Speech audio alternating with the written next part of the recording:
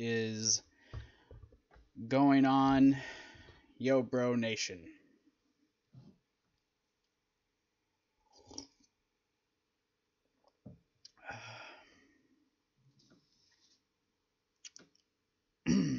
You know, I'm gonna say off the top, to start the show. I'm gonna say that first and foremost, tonight's Raw, believe it or not, now that I'm looking at my thing, believe it or not, was not it was nowhere, I guess, as bad as it was last week. Believe it or not, last week's Raw was really bad, and tonight's Raw was a heck of a lot better than it was. It was a heck of a lot better this week than it was last week. Sometimes, in my experience, sometimes you want something so bad that you're afraid to really outwardly say that that's what you want, because you're afraid that if you were to really,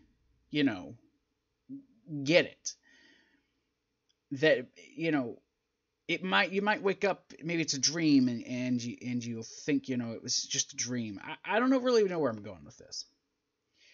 Tonight was one of those Raws that you honestly never thought you'd see what you saw.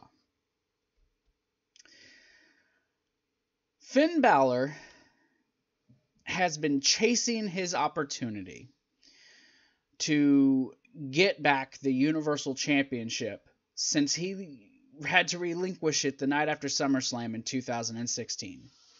I remember me and JD, we watched that SummerSlam, and I remember watching the Raw the next night and just feeling, disappointed for the man and feeling horrible that what he wanted, he was unable to keep and to have.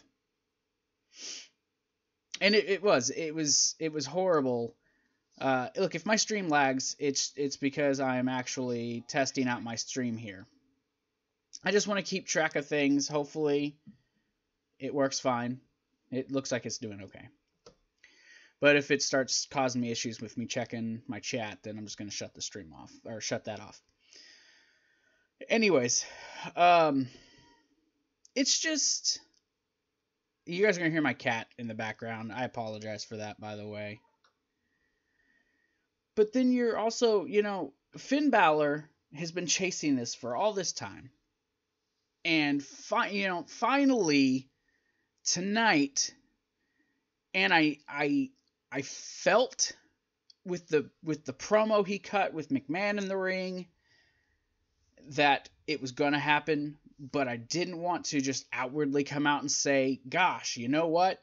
I think Finn Balor's going to win this. I really hope Finn Balor wins this, because I didn't want to set myself up for failure. I didn't want to set myself up and just to have my hopes dashed at the end with John Cena winning it, or I'd been okay if Drew McIntyre won it. For sure, I'd been okay. I didn't want to let myself down. But we sit here tonight with Raw now being off the air, 1 week removed from what was undoubtedly a really bad Raw. Really bad.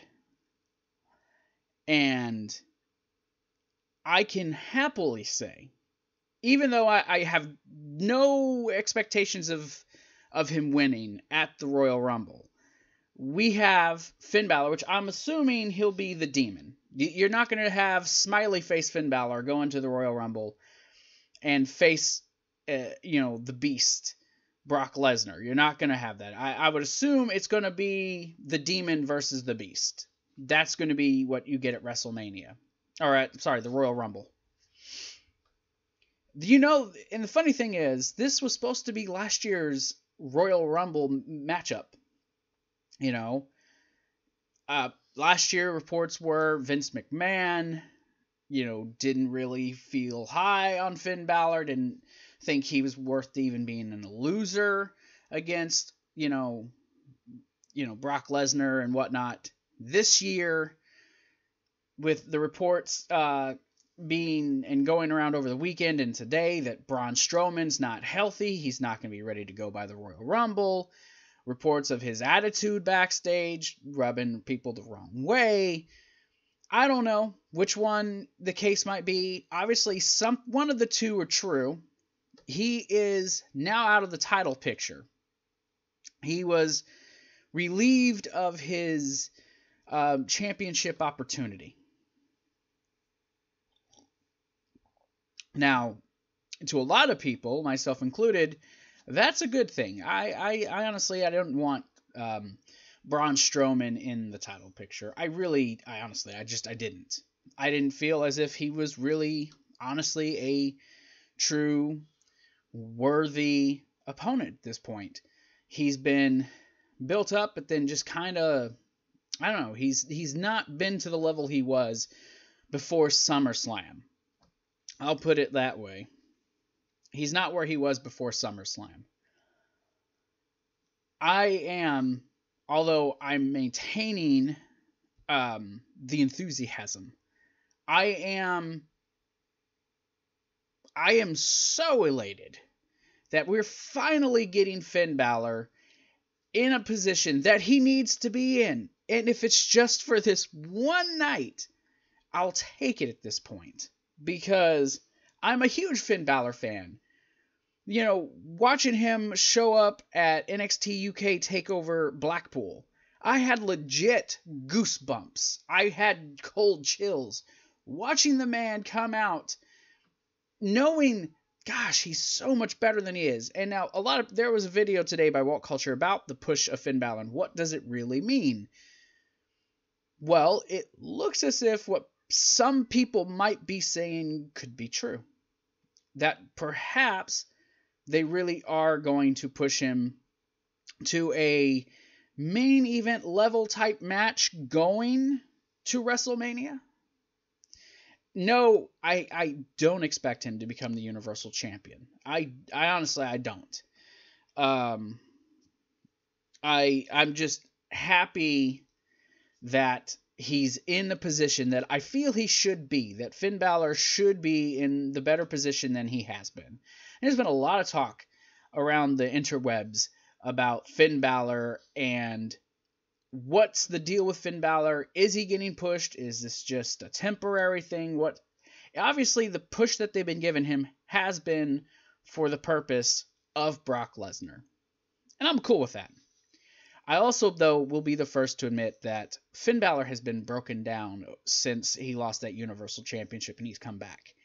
I'm the first man to admit Finn Balor, to a lot of people, is not a guy you look at and you say he should be in the main event of a pay-per-view like this with a guy like Brock Lesnar. Based upon his booking, I could completely understand that. I really could, and I wouldn't argue with a lot of people. But I'm a fan of Finn Balor, so I am partial to this. But I can also look at, I and many others know the caliber of athlete that Finn Balor is. And I know the caliber of match that he can put on. And if you want an example, because a lot of people's issues last year hearing about this match was, well, he's small. What can Brock Lesnar would just obliterate him? What can you do? We've seen 2 years in a row with AJ Styles and Daniel Bryan at the Survivor Series. If you take smaller guys and put them in the ring with Brock Lesnar, you're going to get probably a better match than you would get with Braun Strowman. Just seeing the way those two matches have panned out with these guys, I know it's going to be way better. Way, way better than it has been. So, yes, you can get a really great match out of Finn Balor with Brock Lesnar, because we've seen it with other guys. And AJ Styles and Finn Balor do have similar styles. You could also say Well, Finn Balor kind of is like Daniel Bryan too, with the strikes and everything. He's like a hodgepodge of the two guys, really, when you look at him, with his in-ring style. You also have to take into effect the fact that I really do think he's going to pull out the demon card.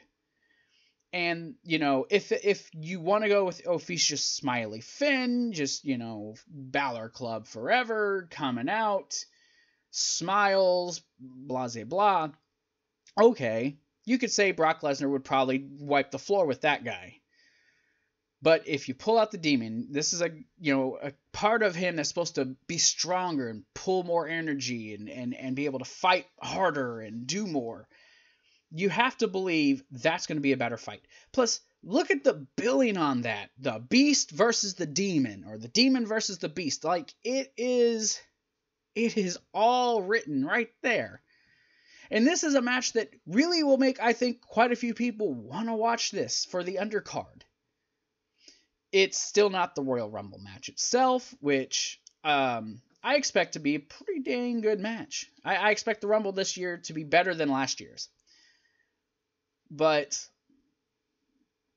it does add some intrigue to what was a match that I just didn't want to see after watching last week's Raw. I honestly didn't want to watch Braun Strowman face him again.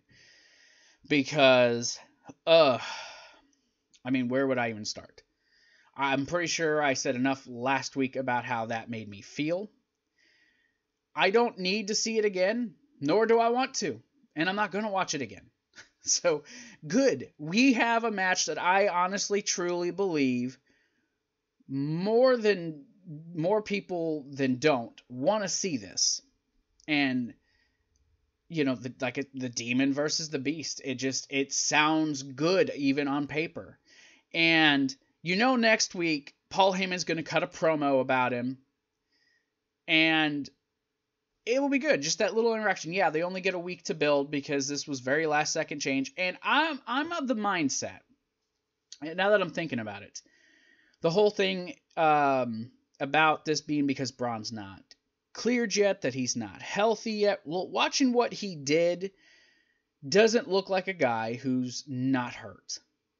I honestly, truly do believe that they did this, one, because there are the reports that he's been in trouble backstage, but two, look at last week and how badly that went. The poor response.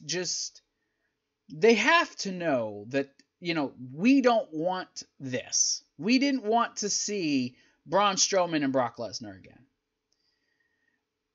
Like I said, I took Drew McIntyre. I was cringing when I saw John Cena come out. When he came out and said he wanted to be him. The moment Vince McMahon said, you're out of the title picture, they said they're going to get a replacement, all I could think was Finn Balor. I want Finn Balor. Even if it's just this one, I wanted to see Finn Balor. I had to see Finn Balor. I needed it. And I got what I wanted tonight. You know how good that feels to get what you want? Just once. WWE, one good show. This ain't a great show. Do not get me wrong. This was not a great show. There was a lot of shit on this show that I just, no thank you. But for this one thing, it built a story from the start, moved to the second hour, and finished off in the third. It kept you in, and it was intriguing. Who are they going to replace? Who are they going to have face Finn Balor? Or who are they going to have Brock Lesnar face now? It was, for this one particular episode, good story. It was a good story. You start off the show thinking one thing, and it ends flipped on its head, and I think people are a little happier getting what we're getting. I truly, honestly do believe that. So, and there was some, there was even some real life, stuff kind of brought into it. Everyone knows Vince McMahon is not probably the biggest Finn Balor fan.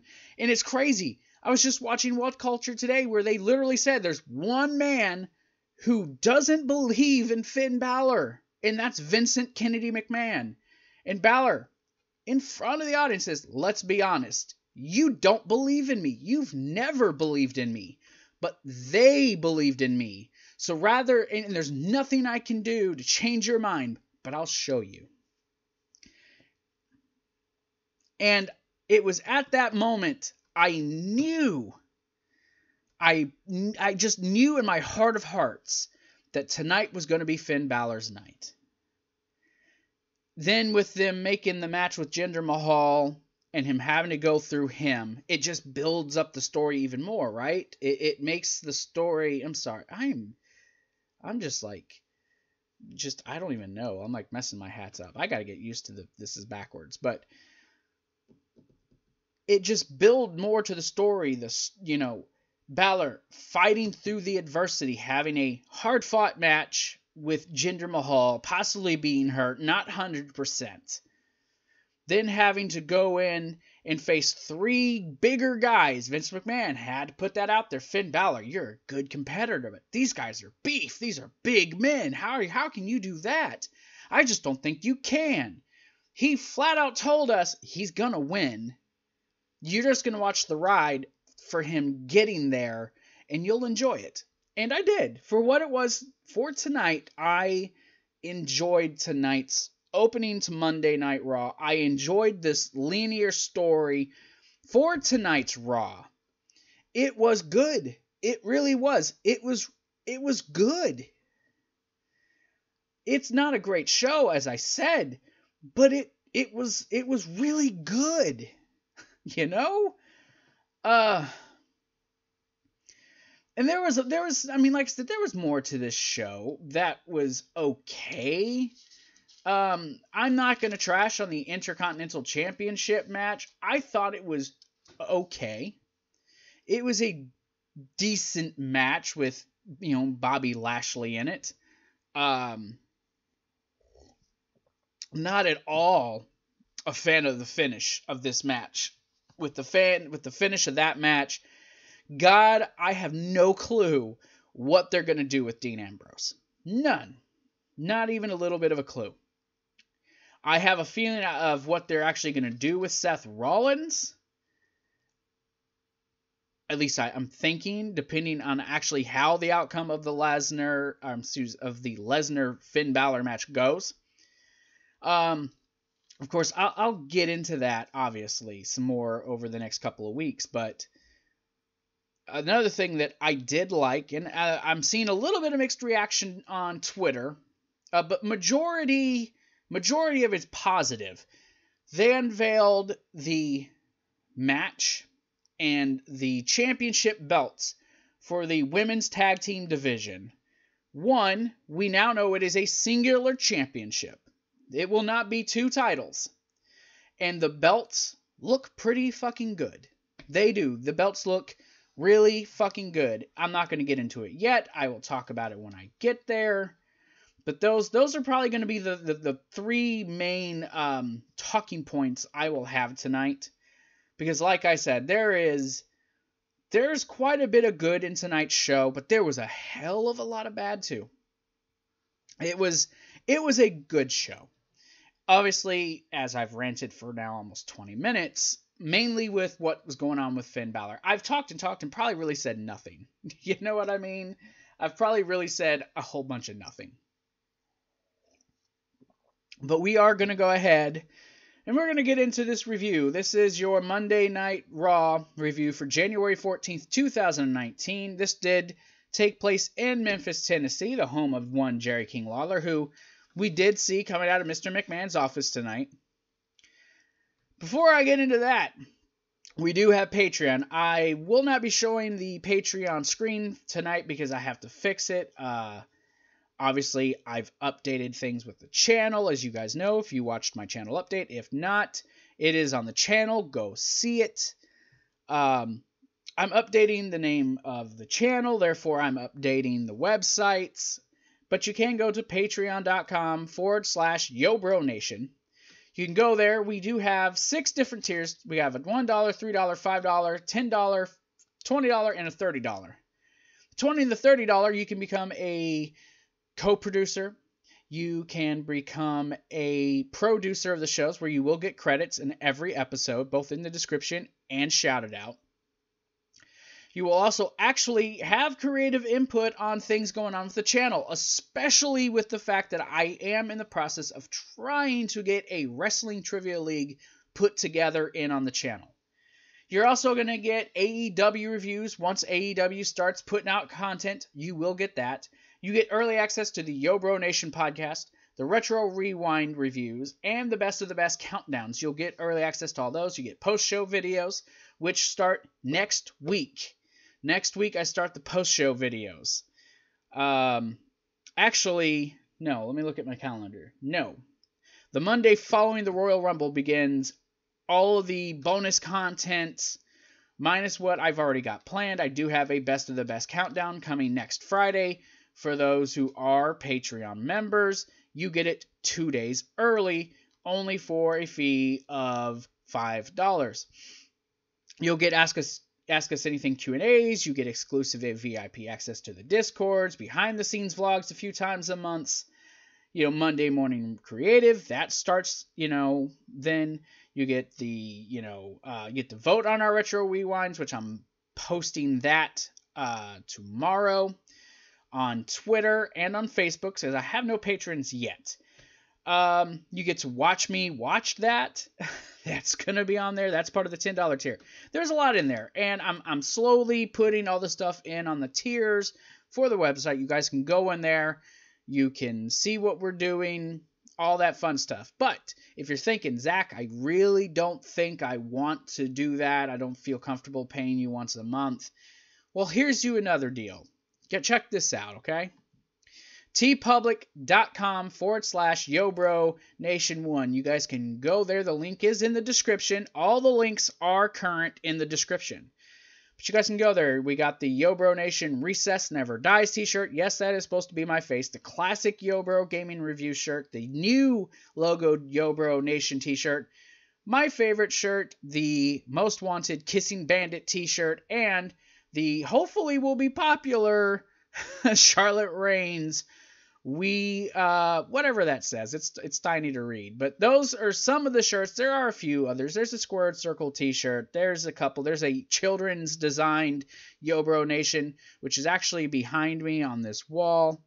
But those are some of the things that you guys can see. You guys can go in there. That helps support the channel. Buy the t-shirts. They're $20 plus shipping and handling. It's a good way to support the channel if you don't want to be a Patreon member. But for those who do get a shirt, if you buy the shirt, let us know. I'll shout you out on the show the next day. Once I see that you've got it or that you've done it, I'll do stuff like that. But that's pretty much most of the stuff. You guys can go to obviously Twitter, Facebook, and Discord and all that stuff. You guys go to all those sites, do what you got to do. Follow, subscribe, all that good stuff. So I'm going to go ahead and I'm going to get into this Raw review. Raw, of course, it did kick off like I kind of said. Braun Strowman comes out, did his little spiel, talking about how Brock Lesnar's always been afraid of him, that he's always hiding from him, that when he was the Money in the Bank winner, he never showed up. And at SummerSlam, he tried keeping him from having it by attacking him. In Hell in a Cell, he cost him the match because he didn't want him to have the championship. At the World Cup, which we all know is Crown Jewel, but I guess they are not saying that word. You're not allowed to say Crown Jewel, I suppose.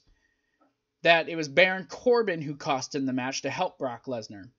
He says, though, he's healed, and there's no way that at the Royal Rumble, basically paraphrasing, that Brock Lesnar will walk up the Universal title. The only thing he's going to get there is these hands. Then came out Baron Corbin. At this point, I'm just kind of thinking to myself, what the fuck, man? Why is Baron Corbin there? What is the point of Baron Corbin? Baron Corbin tries to talk. Braun Strowman keeps cutting him off.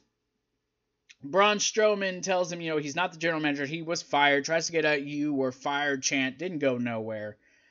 Baron Corbin says, look, you can do this if you want to, but I'm going to stay up here till I can say what I have to say, even if it takes all night, or even 5 minutes, which is longer than you've ever had a match with Brock Lesnar.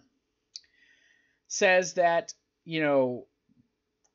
Braun, you need to stop lying. You're lying to these people. You know you can't beat Brock Lesnar. You've not beat Brock Lesnar.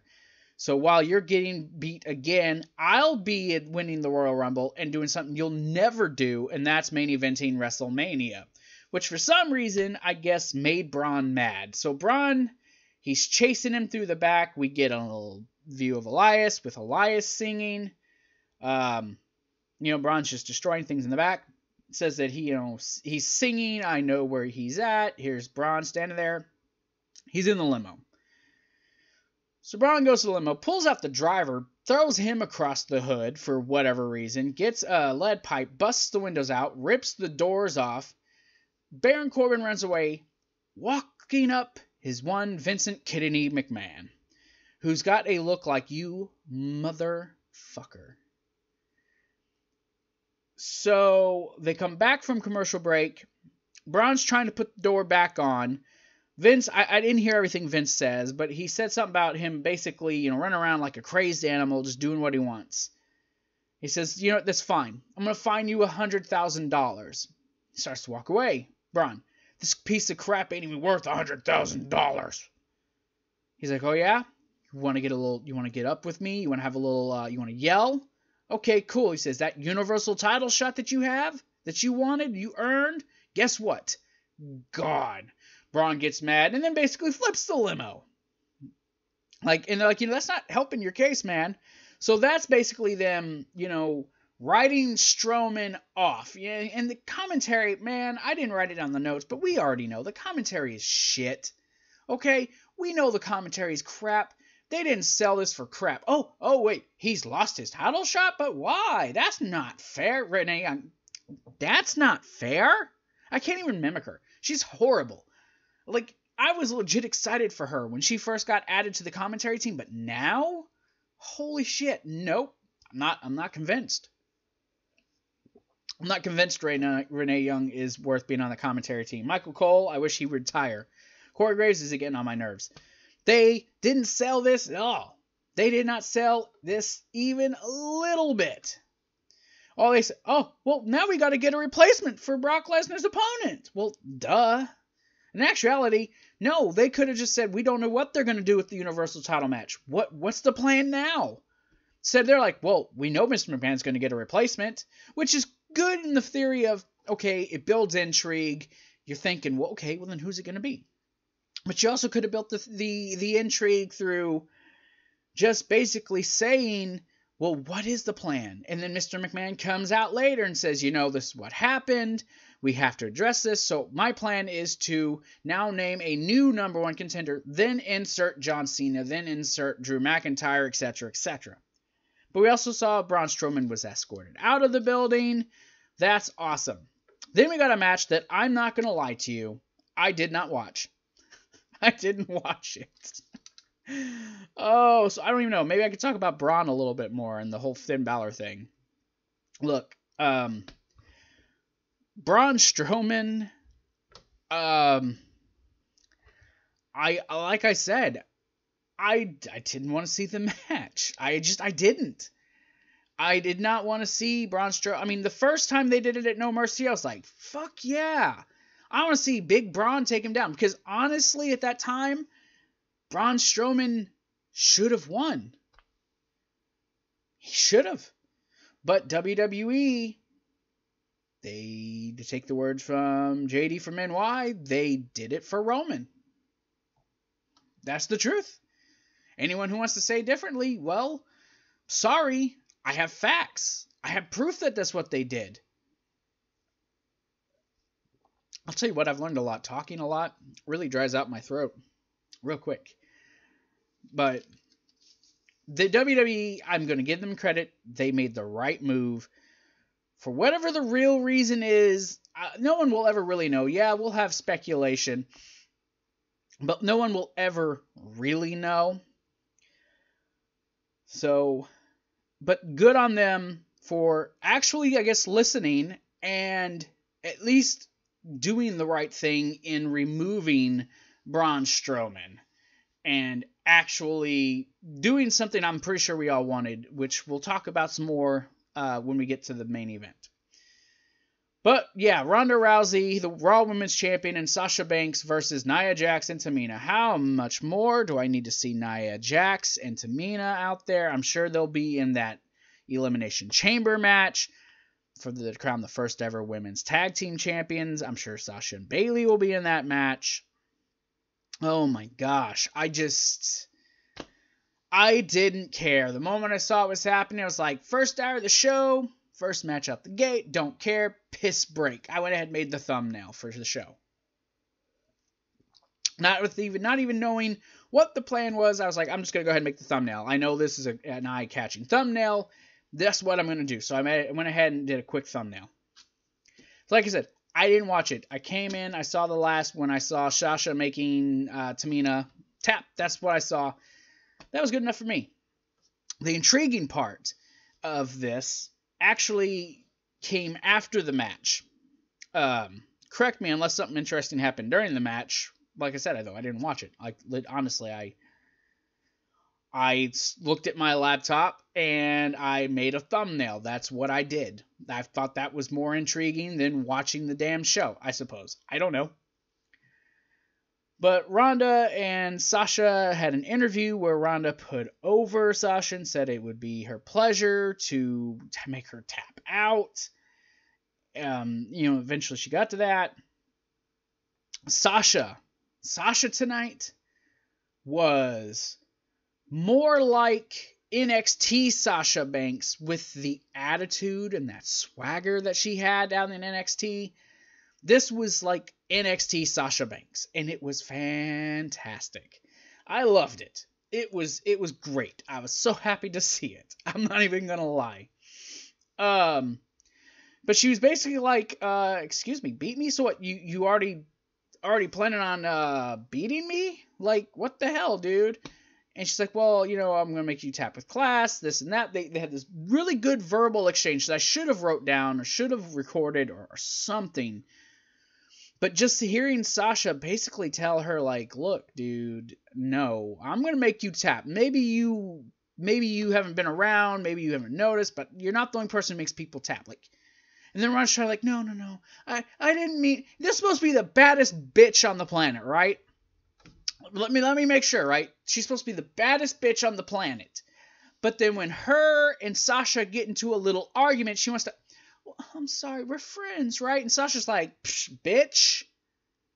I'm here to beat you. No friends. I'm here to beat you.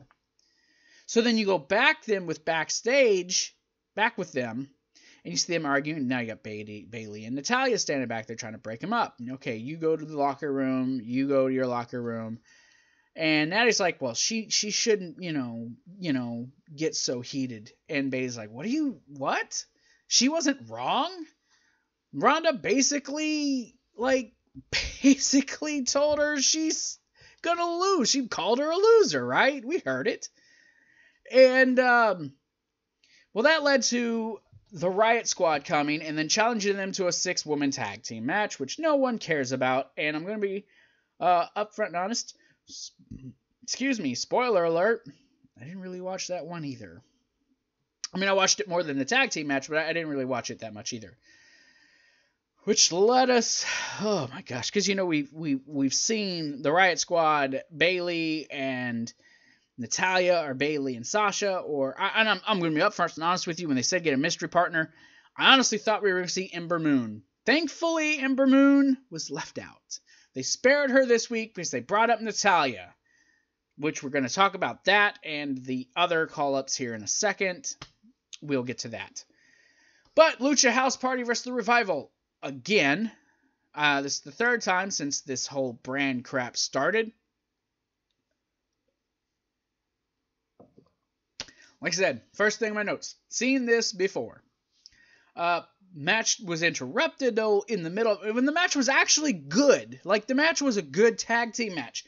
But the match got interrupted in the middle of it for them to show the B team, to show who all was it? The B Team, Apollo Crews, Heath Slater and Rhino, Kurt Hawkins, EC3, who just popped his head in like, oh, hey, I'm on Raw too. Hi. And it's like, what the fuck is this? You interrupted the match to show us this? That tells you how little they give a fuck about their tag team division. How little they care about the tag teams, especially on Monday Night Raw. Because I'm going to be honest with you. When trying to book a WrestleMania, I don't think I'll have a problem. I don't see me having a bit of an issue trying to book the matchups because I don't plan on making a Raw tag team division. Not even a little bit. Not even at all. And aside from just EC3, yes, we saw Nikki Cross. Yes, we saw Lacey Evans. Yes, we saw Otis Dozovich. And, we saw both the complete package of heavy machinery. Travis Knight. We saw both those guys. The only person we did not see at one point or another tonight was Lars Sullivan, which news came out that he was sent home last week because of some anxiety attacks or something. He had some sort of an issue. But anyways, Revival did win this after Grand Metalik had his foot in the ropes. They pushed it off. They got the win. You know, they had their hashtag fuck the Revival gear on again. We had another update from Mr. McMahon. Mr. McMahon stated that he's going out to the ring to announce who was going to replace Braun Strowman as Brock Lesnar's challenger. I can't believe how quick my battery is dying. So Vince comes out. He goes to announce what's going to happen. Out comes John Cena, who goes on about how, Rock left, Cena, or, Stone Cold left, Brock left, this person, that, that he stepped up and that he's the guy who has some ruthless aggression. Oh.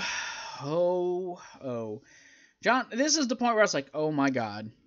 Vince McMahon is going to say, yeah, Cena, you know what? You're right. You got ruthless aggression. I'm going to give you another chance to become a 17-time WWE champion.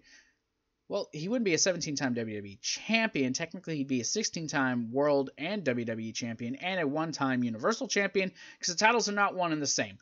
But, whatever. They count them all as one, apparently. So, but then it came out Drew McIntyre, who, out of everything, was just the absolute best. The best out of everybody. The intensity that he brought to this segment. Telling John Cena, I don't care if you talk about your 16 titles or your upcoming movies, but don't come out here and don't talk about how you have ruthless aggression and no one else does. He gets in Vince McMahon's face, and I wanted him so badly. Remember you told me I was the chosen one? Well, this is what ruthless aggression looks like. I should be going into this title match. You deemed me the chosen one. I wish he would tie that in. Oh, because, Vince McMahon, he did. He told him when he introduced him on SmackDown in, 2009? This man's the future. He will be a world champion, and it's going to happen. Okay? The prophecy will come true. But, Drew McIntyre, this is what ruthless aggression looks like. And the intensity on that man's face. Oh, it was so awesome.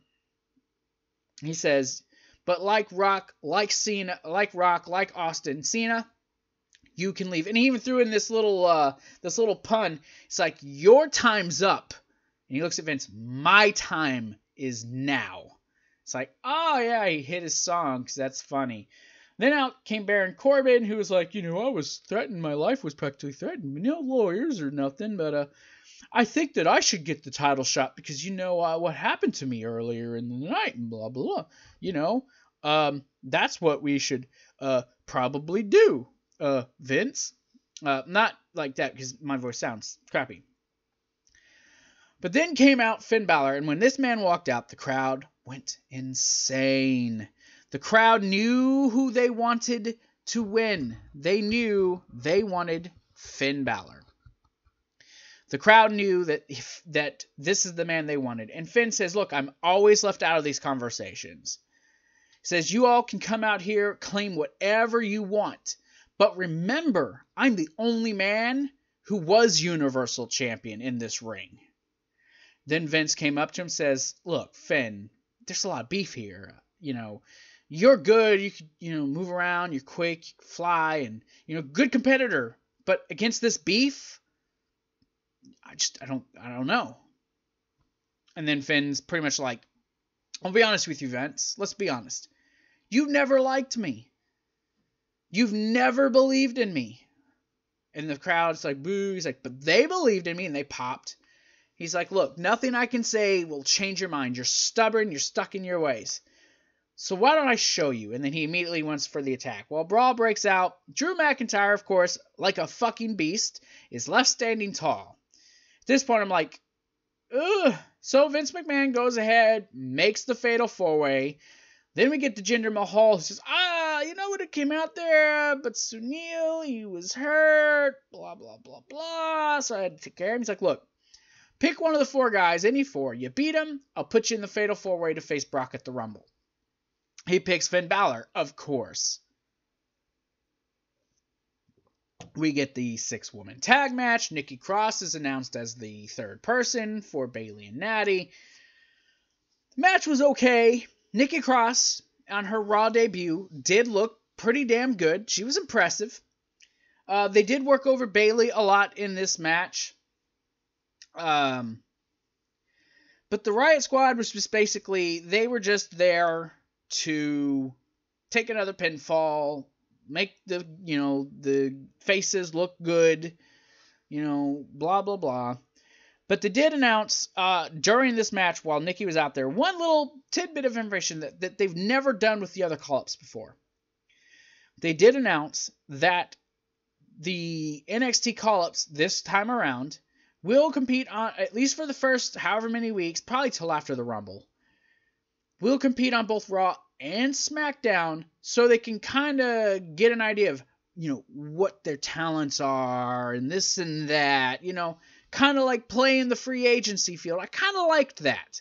I do. I kind of like that aspect of, hey, they're going to be on both shows, so before they sign exclusively with one, they're going to kind of get to, scout competition and see who they want to go with, and I liked that. This match ended with a Nikki hitting her neckbreaker, her rolling neckbreaker, and then Bayley dropping that Macho Man elbow drop. Of course, they get the 1, 2, the 3 count. The faces, of course, they won. Why wouldn't they? But, I've seen this match before. So, in all honesty, I just don't even care. Like, what is there to care about anymore with these matches with these guys? It's just kind of like, it's there, but it's nothing that I care about. You know what I'm saying? Like, it's nothing that I'm concerned with seeing. I don't know. It's stupid.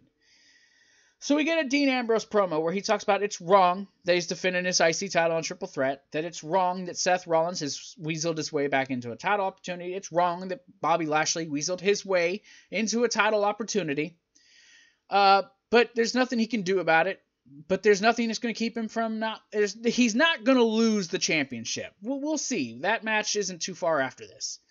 We get Finn Balor versus Jinder Mahal. What I'll say about this match, because I give 2 fucks about Jinder Mahal. I give 2 fucks. I don't care about him. He's a waste of time. I can't stand Jinder Mahal.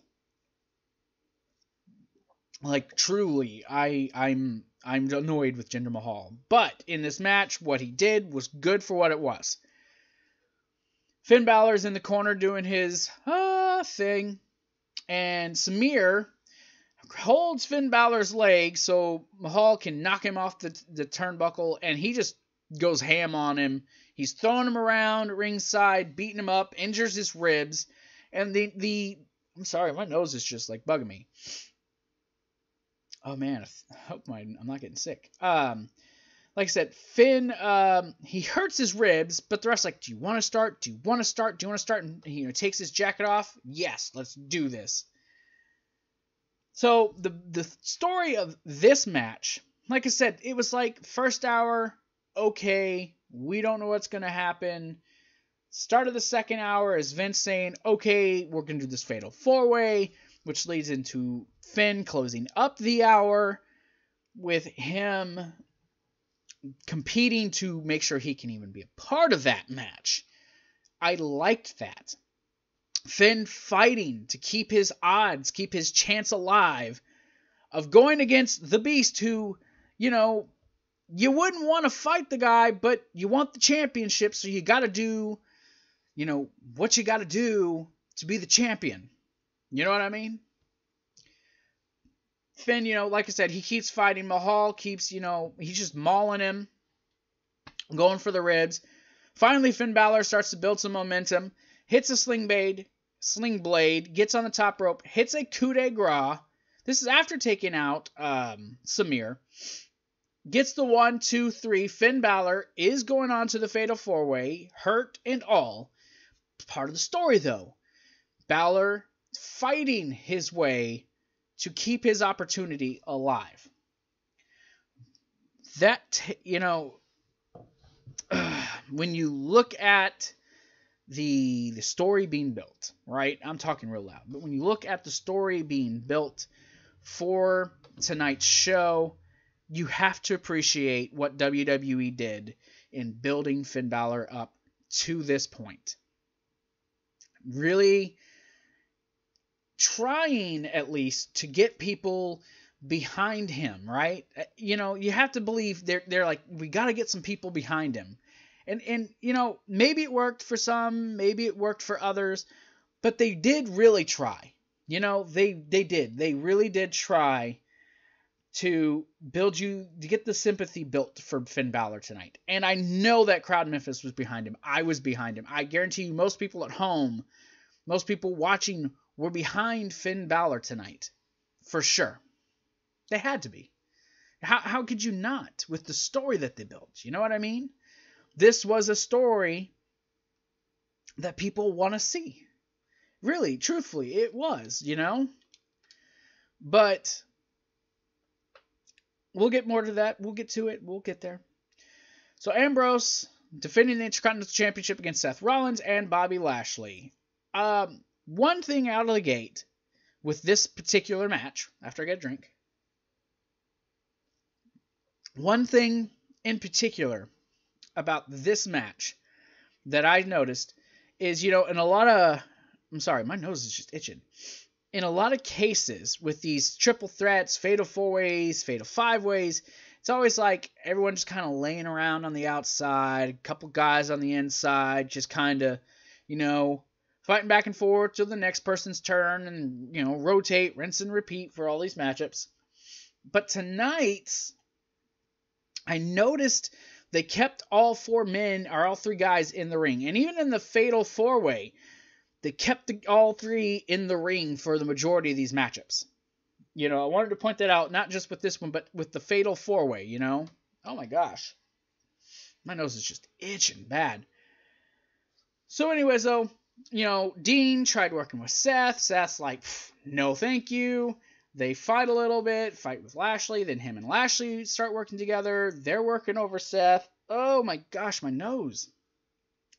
You know, Seth is fighting back in this match. This match was pretty good. It was good. I mean, even with Bobby Lashley being in it, the match was pretty dang good.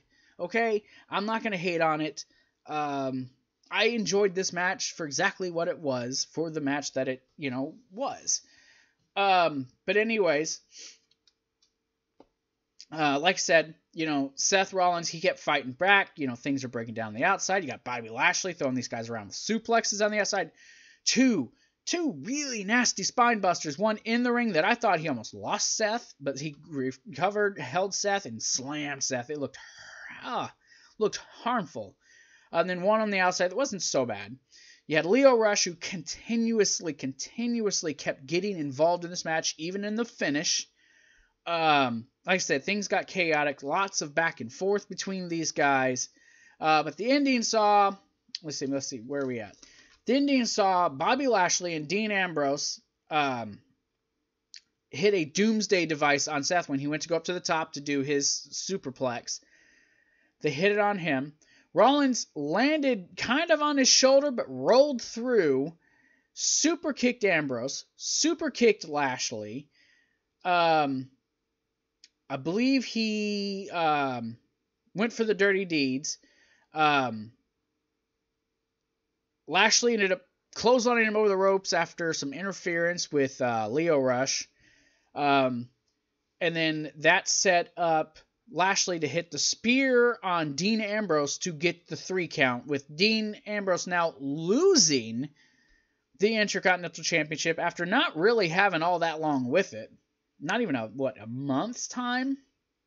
Your new Intercontinental Champion is Bobby Lashley. Which bothers me more? The fact that Bobby Lashley's the IC champ, or the fact that they took it off of Dean Ambrose? Well, what's their plans with Dean? That's my first question. What's your plans with Dean Ambrose? Do you plan on having some big deal with him at WrestleMania? I heard some John Cena rumors. I don't want to see that. There's no automatic rematches anymore, so what do? You know, there's questions. I have no fucking clue what they're going to do with Dean. I have more of a clear vision with Seth, and that being Seth winning the Royal Rumble, or at worst, depending on how cards fall with the Rumble match itself, if AJ's a surprise appearance and he wins it maybe, but at worst, Seth winning the Elimination Chamber and going to WrestleMania,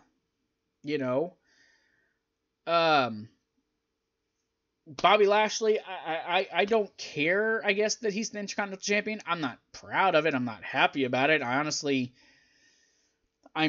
not a Bobby Lashley fan. So for me, him winning the Intercontinental Championship just basically means a whole bunch of, nothing to me. It does. It means a whole bunch of nothing to me. Because Bobby Lashley, it sucks. I was one of those guys who was watching him in Impact Wrestling and was impressed with what he was doing. They brought him back to the main shows here on the WWE. And since he's been there, it's been consistently getting worse. At first it's okay, he's got to get his feet wet again. He's got to work his way. But then that Sami Zayn thing happened with his sisters, with him looking at that screen. And, oh my gosh.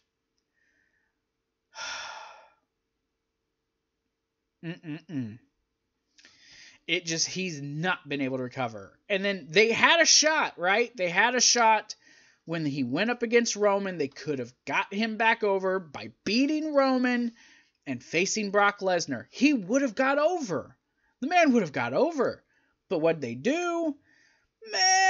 We want Roman Reigns to be the champion. Bye-bye, Bobby. And like I said, he's just never recovered. They had a shot, man. They did have a shot. But they do everything, they squandered it. So, I don't know. Bobby Lashley's the Intercontinental Champion. Seth Rollins, I think, is going to be in the main event picture, or a main event match, whatever the main event for WrestleMania is. A lot of people saying Becky and Charlotte and Ronda. Well, where has that ever been confirmed? I want to see it. That's what I would like to book. That's what I would book. But no one has booked that match. It's not been booked yet, guys.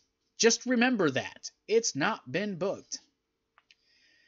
We had a moment of bliss where the women's tag team championships were revealed. Like I said, beautiful looking belts. Beautiful, beautiful, beautiful looking championship belts. I like the designs. I think they're definitely different from the other championships on the roster. You can tell they took care with making these belts looking good. Triple H probably had a lot to do with that, if I were to guess. They will be defended in an Elimination Chamber match. And, oh my gosh, I can't even talk. In a Elimination Chamber match at the Elimination Pay-Per-View in 5 weeks with Alexa Bliss saying it will be 3 Raw teams and 3 SmackDown teams. The winners will be crowned the champions. So that will be interesting to see what teams they put in it, see how that shakes out. I'm more of a tournament guy, but if you want to just get it there, get some excitement going, it's something new for the women to do with tag teams in the chamber. It is something nice. I guess it will work. It'll do good. But then we had the Paul Heyman segment. This segment basically evolved around him talking about the 4 men, trying to talk about the 4 men who are scheduled to face each other, with the winner obviously facing Brock Lesnar. He talked about how, it wasn't emotion, it's strategy. Calls out all 4 men, says, John Cena, well, if anyone remembers, the antithesis of Suplex City was built on hustle, loyalty, and respect. He says Drew McIntyre, he'll admit it, he's not a liar. He's had his eyes on Drew McIntyre. The man will be a world champion one day, just not right now. But he is eyeballing McIntyre, I guess, to be a Paul Heyman guy. Could be a good pairing. But McIntyre can talk, too. So, he started to talk about Baron Corbin. And out came Otis Dovovich. Otis. It's just kind of like rambling. And he's acting like this crazed, wanting to touch Alexa Bliss. It was so weird. It was just bizarre. Very, very bizarre. Not a great start for Heavy Machinery to their main roster run. Hey, welcome to the main roster. You're going to act like a crazed sex lunatic who's wanting to touch her in inappropriate ways. Just so you know. Even Paul Heyman and Alexa Bliss were just kind of like, what's happening? But then the bell rang and they said it was time for the Fatal 4-Way. So that did lead to your main event. I'm not going to get into the whole, that part. I'm just going to wait and see what happens with Heavy Machinery. Maybe it was just a weird thing to introduce him. He's a little weird, but he's lovable. Don't worry about him. Moment of Bliss is kind of a waste of a segment. Keeping Alexa Bliss. I'm a fan of Alexa Bliss, but Jesus Christ, even I have my limits with when it comes to stuff and her. It just, I don't. I'm good. I guess you could say I'm good. I don't need it. But anyways, main event: Finn Balor, John Cena, Drew McIntyre, and Baron Corbin. Of course, the winner is going to the Royal Rumble to face Brock Lesnar for the Universal Championship. My God. I've said a lot about this. I've said a lot about how this match came to with the story, and I keep up with that. The story building to this was so good. The match was also good. Like I said in the triple threat, they kept the guys in the rings at the same time. A lot of it, they had a few times where it was just this guy, that guy. But for the most part, they kept the pace up. They kept the guys in the ring. One big complaint about this match was the fucking commercial break. You get Drew McIntyre tossing Baron Corbin off the top rope while he's in a trio-o. He comes down and flawlessly rotates back up, gets into the corner, setting up for what I'm assuming was going to be a Claymore, but we don't see nothing because they cut to commercial. Then, when they come back from commercial, you're in the midst of Baron Corbin hitting an End of Days onto Finn Balor. What the fuck? 1, there was too many commercials during this match. 2, if you're going to have commercials, why not wait till just 15 more seconds, right? Let him hit the move, go for the pin, break it up, whatever, and then go to commercial. What the hell, man? Bad timing on the commercials. Commentary did nothing to make this match any better, but the match was actually pretty damn good. It was a pretty damn good match. God, get rid of this commentary team, people. God, WWE, Vince McMahon, Triple H, whoever, get Vic Joseph, let him replace him. Fuck, pull up more Ranallo. We have no more JBL to make this stuff uncomfortable. Like, oh my God. But the story of this was, again, it was Finn Balor. Finn Balor was the story of this. Finn's in this match fighting for his opportunity to keep himself in it. I can say after this match, I am all for a Drew McIntyre and John Cena feud going into WrestleMania. Give it to me. I'll watch it. It's interesting. I'm interested in seeing how that would go. I really am. I think the whole passing of the torch thing would work well. I keep knocking my little stand over around. I would love to see how that would turn out. We had a second rope AA that looked really good. You know, Baron Corbin only got a 2 count. Corbin getting the chair, attacking everybody, which essentially, it's what led to the finish, which the finish was this. You had an AA on Baron Corbin after he tried hitting John Cena with the chairs. Cena, hit him, got him up in the AA. Hit him with that. Then a Claymore on John Cena. Finn Balor went for something. McIntyre picked him up. He spun that into a DDT. While Cena was laying down, Finn Balor goes up to the top turnbuckle, hits a coup de grace, pins John Cena 1, 2, and 3. A clean victory for Finn Balor in this match, making Finn Balor the new #1 contender for the Universal Championship now that Braun Strowman is no longer the challenger. After the match, John Cena gets the microphone, says that you're given opportunities, and he says you sat in this ring in front of them, in front of Vince McMahon, said that he didn't believe in you, they didn't respect you. He says, for what it's worth, you have one more person who believes in you. John Cena, a lot of people give that man hell on social media, give him hell about, and I was one of those people at a point in time, because it was at one point in time, oh my gosh, my nose is just itching. At one point in time, it was basically true.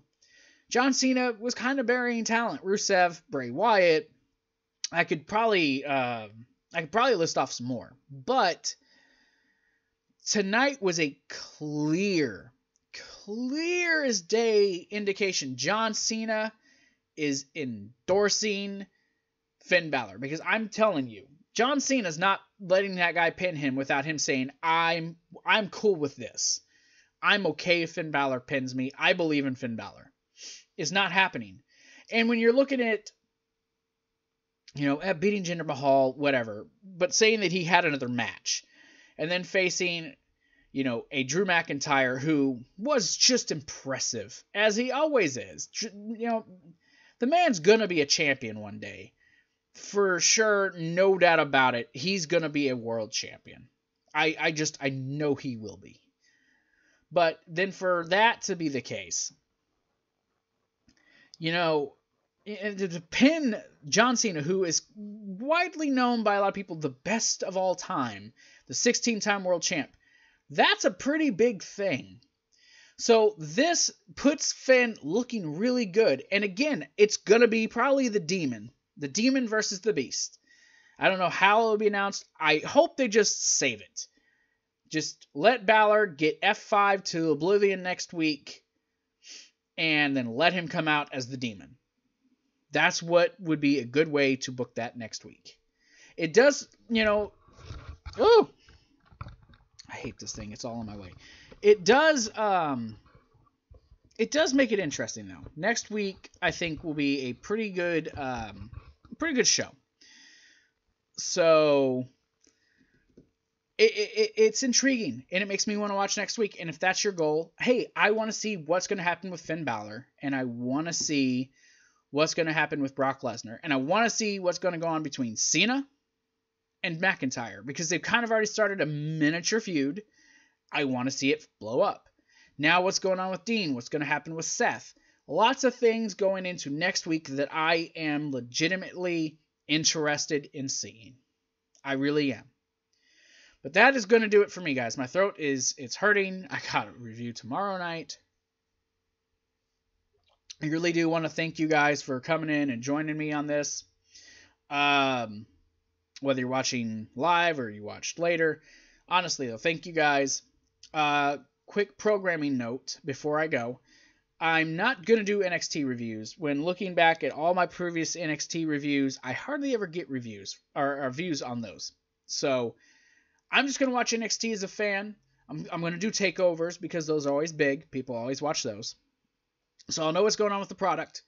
But I'm not going to be doing the reviews for NXT itself. I'm going to have to get out here. My laptop is literally screaming at me. So follow us on all our social media. Everything's down in the description below. Thank you guys for, coming in. I hope to see you guys. I will be here tomorrow night for your SmackDown Live review. Wednesday, 2K19 draft will be put up. You guys will know who's going to be in what brands for my shows. More information when that video comes up. Thank you guys, and I will see you guys.